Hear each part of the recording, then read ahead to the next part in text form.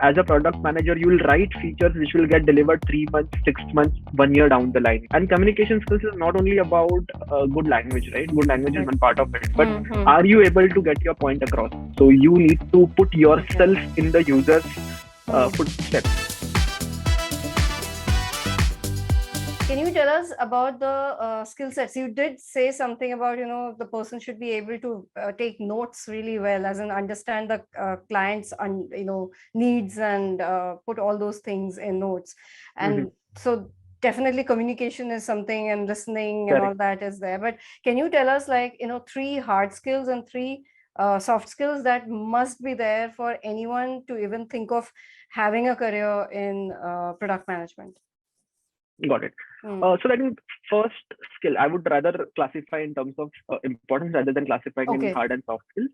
The Okay. absolute first thing that a person needs to have is empathy for the user, right? So you need to put Okay. yourself in the user's Hmm. footsteps. So if I am designing, let's say, a food app, right? I Hmm. cannot ignore Swiggy and Zomato and create a new experience out of it, right? Or if I have developed something, I need to test it out myself as a customer. Am I Okay. happy doing what I'm doing, right? And that Hmm. will only happen by empathy. Empathy is not some abstract word that we just throw out. Empathy can be very clearly defined as how many user interviews we conduct, how much user data do we skim through, what is the amount of time we invest in tracing the customer journey ourselves and within our teams, right? Correct. So Yeah. the first skill that we absolutely need to have is user empathy, and it's a skill because it can be developed, it can be tuned over time, it's not an inherent trait that we have, right?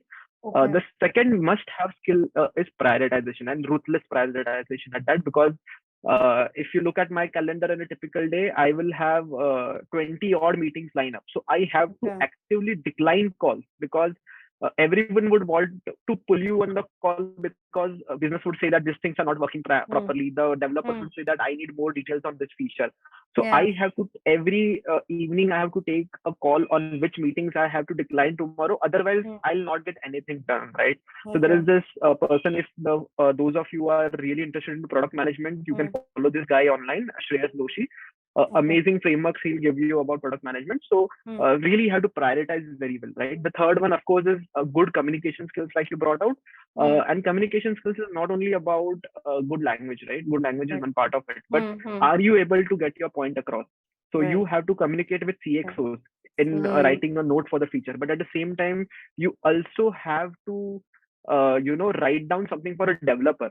So the Okay. communication standard has to be attuned to the audience, right? It cannot be that Correct. you are using the same word, same language to a developer and the CEO, right? Hmm. At the same time, you also have to communicate news that uh, you're not going to pick something up. So you will have to master the art of saying no, and that is a very key Hmm. communication Hmm. barrier that a lot of people face. Hmm. Saying Yeah. no to someone, right, and Hmm. without offending them.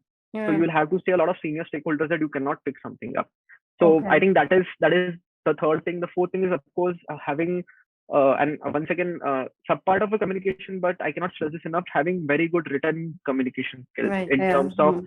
articulating what is to be done, how it is to be done, what are the use cases, what is the acceptance criteria, when will you reject this feature, what has to be measured, how often it has to be measured, all that things, right? Okay. Okay. This is something where chat gpt and all those AI tools really help you, because you can create a structure and you can actually feed it to chat gpt and it can Hmm. give you, right? So Correct. Yeah. I'm one of those folks who sees AI as an opportunity in terms of automating a lot of these workflows. Hmm. Then moving on. Hmm. Additionally, after that, you have a really good design sense, right? You don't Hmm. have to be a designer yourself, but you need to understand what should work. So a checkout button cannot be red unless your site theme dictates, right? You have to guide the customer towards a good Correct. color combination, Huh. feel good about them. Loading icon cannot be very jittery. Otherwise, Hmm. customers would feel that it's not the right experience for them. Okay. There is alignment that has to be proper for text which is supposed to be in a button.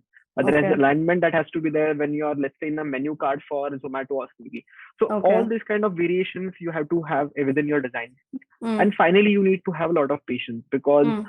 uh, as a product manager, you will write features which will get delivered 3 months, 6 months, 1 year down the line. Hmm. At that point of time, you will get disheartened that, oh, I am working towards something, but it's not seeing the light of day. So you need to have Okay. that patience that okay, I'm building something. So that is the sprints exist, right? So every 15 days you have a checkpoint. Okay, this part is done, this part is done, this part is done. So I think these are the 5 or 6 skills that I would rate very highly. Apart from that, domain knowledge you'll only build as you spend time with any other function, right? So the more amount of time you spend, the more competence you develop and all that. Do you have to work with a lot of numbers and a lot of data as a product manager? Yes, absolutely. And having maybe that's an oversight for me, but having data and analytical skills is like the most thing, because once I talked about user research and user measurement, right? And the last part I talked about writing stories where you ask what has to be measured. You have to take calls which are 70% based on data and 30% based on your gut, right?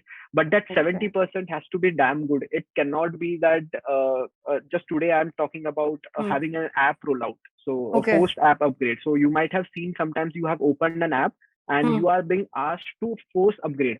As a customer, it's not a good experience for you, right? So for me to, because I have a feature which is not backwards compatible, I have to make a case to my CBO why I want to upgrade forcefully for 2% of the users, right? Because only 2% of users are using that app.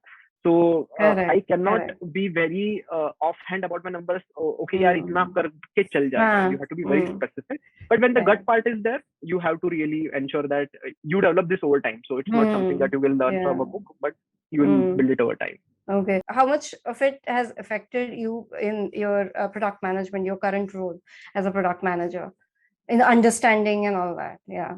I think it really helps. That is true for any kind of a roles which you will do within any organization, right? Because you will at least carry that context that you have developed initially. So I knew what my systems were. I knew data flew from which system to which system. I knew what was important for my client. So if I'm developing a monetization tool today, I know what brands are looking out for. So I don't have to spend that much amount of time in business validation. Let's say a product manager who hasn't had this kind of a business experience has to. So whenever there is an overlap of what I have already done with what I'm, with the feature that I'm doing, it definitely helps me. But it's not that I could not have done directly as well. It would have only taken me some longer time. It's just easier to do when you have the organizational context.